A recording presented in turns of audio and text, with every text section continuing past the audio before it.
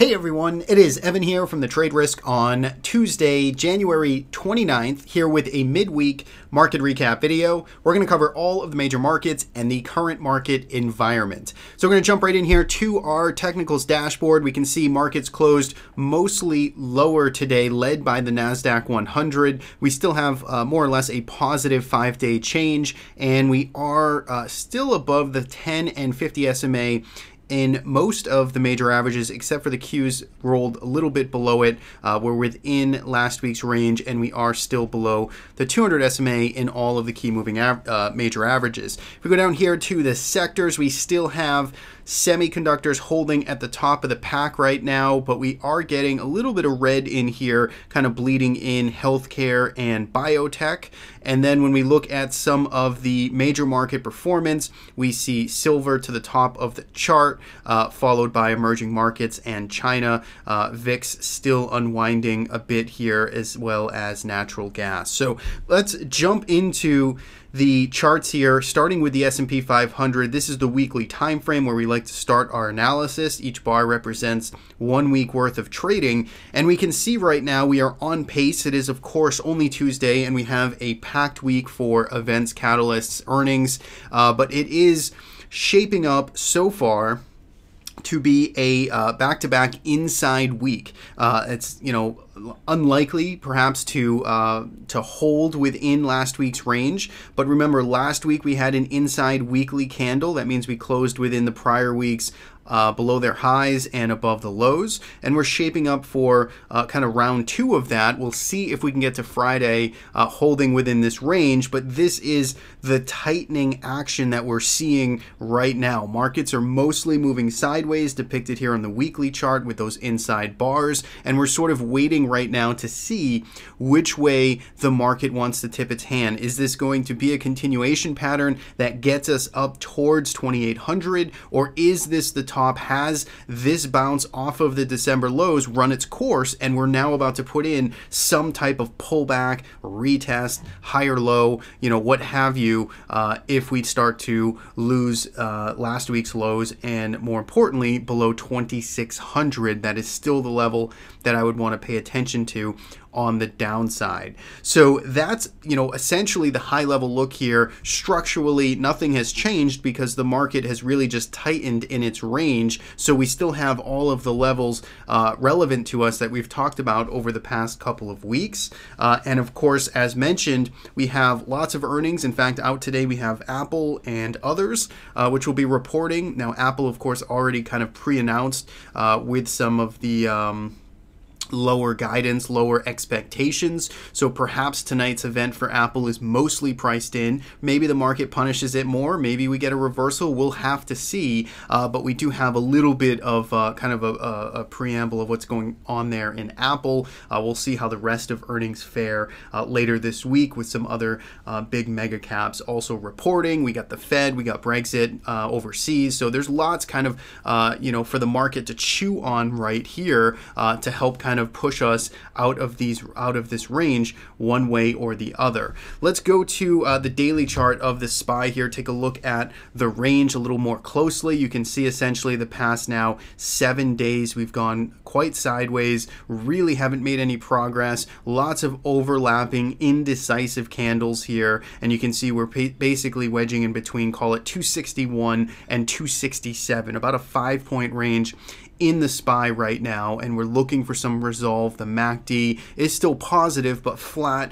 and slightly declining here, and volume has been mostly below average. It's been on the decline over the past couple of weeks, so very much a sideways, choppy consolidation pattern here, just like we talked about. 260 on the downside, 267 on the upside. Those are the relevant levels I'd be paying attention to, the recent lows and highs of the 7-day range in the SPY ETF.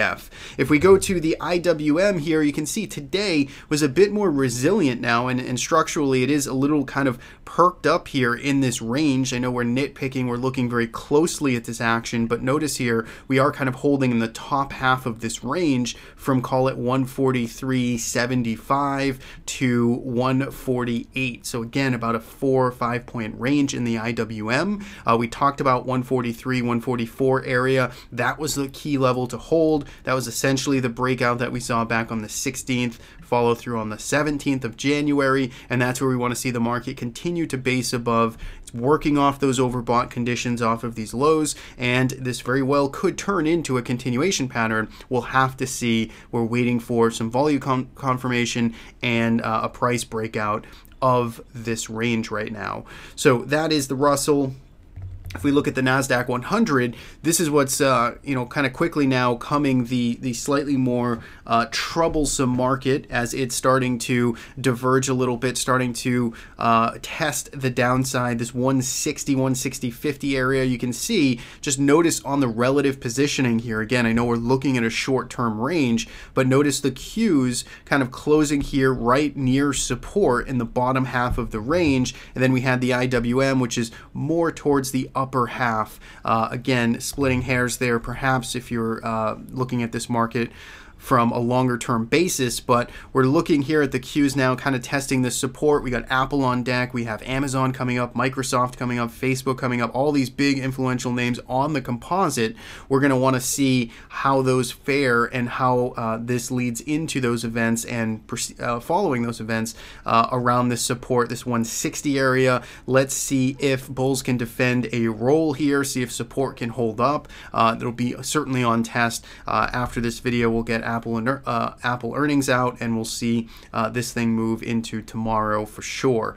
So that is essentially the roundup there. We kind of have a wait and see in the short term holding pattern, markets moving sideways. We got those inside weekly bars that are kind of brewing for some move here, and we got plenty of reasons to move by the end of this week, so it should be an interesting one. Careful not to get chopped up, and let's watch those near-term levels in all of the major averages. So let's now jump into some of the other major markets here. We'll go to TLT next, which is acting quite well again. It's held onto that 119, sort of did a retest of this level, undercut it briefly, but then found some support, and it's kind of holding up above this 119 level. This was sort of our most optimistic bullish scenario for TLT, was a hold here and kind of a mulling around in this range, working off the November-December rally, mostly sideways, which could eventually set us up for continuation higher in this trend. We'll have to see if that actually plays out. For now, bulls holding on and doing exactly what they need to do.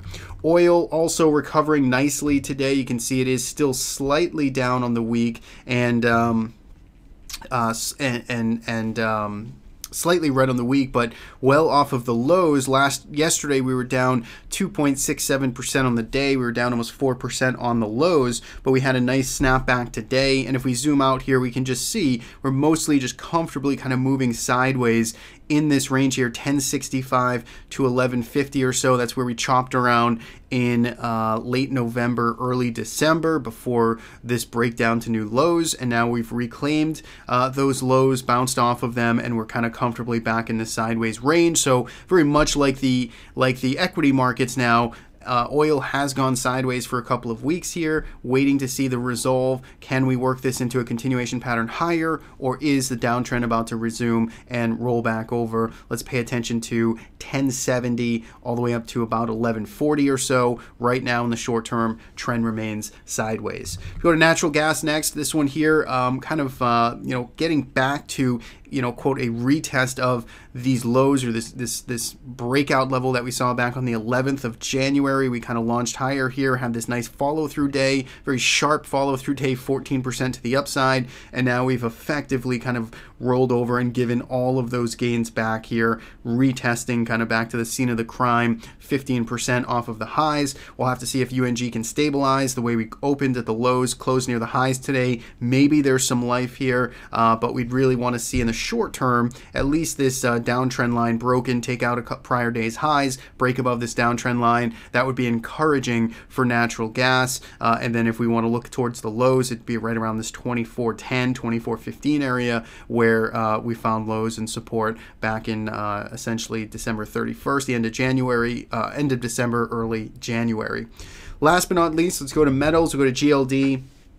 next here, which is on the move, breaking out to new highs here. Volume coming in on this trend is continuing higher. Remember we talked about this kind of attempted rollover back here on the 18th of January, looking pretty bleak, looking for a potentially bigger move back down into this old range in here, but bulls stepped in, held the line exactly at that 121 area, and then launched us to new highs back on Friday of last week, and we've seen nothing but continuation, strong closes, above average volume coming in. So gold bulls keeping the dream alive here, still moving higher, looking good, tough to chase, but continues to work now. So GLD on the move, and we can pay attention to back around 122 or so in this old range as our area of support to hold above.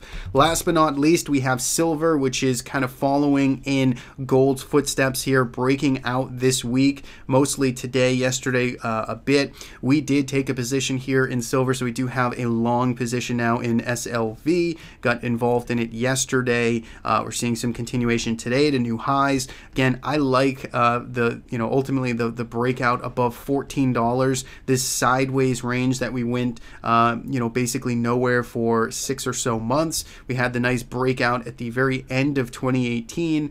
We had a little bit of a check back, kind of pull back, higher low if you will, and now we're attempting to leg higher and make new highs. So I like the action there. It's a longer term trade, but for now, long SLV, looking for this trend to continue and giving it some room to move around. So that is it. That is the recap here for Tuesday. Hopefully you guys are off to a good start. Remember, lots of events on deck. Check your earnings dates if you're trading individual stocks, and note that some of the big mega caps are reporting. They can influence entire sectors and industries, so do be aware of those catalysts. Thanks so much, as always, for tuning in and watching every Tuesday and Friday. You can follow us on the Trade Risk blog or subscribe on YouTube. Stay up to date with all of the latest videos. Thanks so much, and talk to you in the next update.